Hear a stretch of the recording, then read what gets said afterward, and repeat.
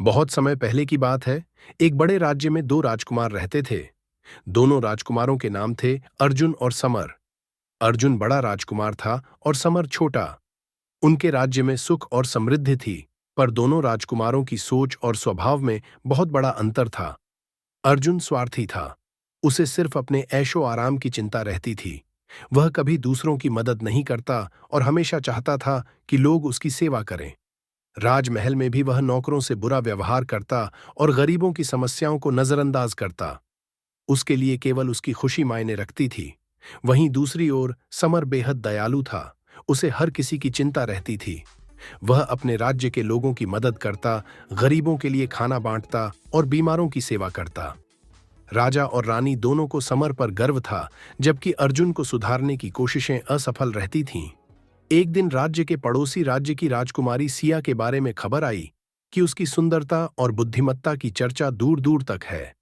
राजा ने तय किया कि अब दोनों राजकुमारों का विवाह समय आ गया है, और जो राजकुमारी सिया का दिल जीत लेगा उससे उसका विवाह कर दिया जाएगा।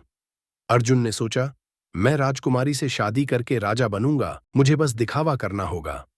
समर ने सोचा, मैं राजकुमारी से नहीं बल्कि उससे पहले उसके राज्य के लोगों से मिलूंगा। अगर राजकुमारी का राज्य खुशहाल नहीं है तो मुझे पहले उनकी मदद करनी होगी। राजा ने दोनों राजकुमारों को सिया के राज्य में भेजा।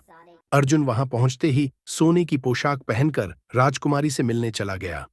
वह राजमहल में पहुंचा और राजकुमारी से कहा, मुझे आपकी सुंदरता और बुद्धिमत्ता के बारे में सुना है। मैं आपसे विवाह करना चाहता हूं। लेकिन राजकुमारी सिया ने उसकी बातों में कोई दिलचस्पी नहीं दिखाई, क्योंकि उसने सुना था कि अर्जुन बहुत स्वार्थी है। उधर समर राजकुमारी के राज्य में पहुंचकर गांवों में घूमने लगा। उसने देखा कि कई लोग बीमार हैं और उन्हें मदद की जरूरत है। उसने बिना देरी किए एक चिकित्सक को बुलाया और गरीबों के लिए भोजन का इंतजाम किया। कुछ दिनों में समर ने राज्य के लोगों की मदद से उनके दिल जीत लिए।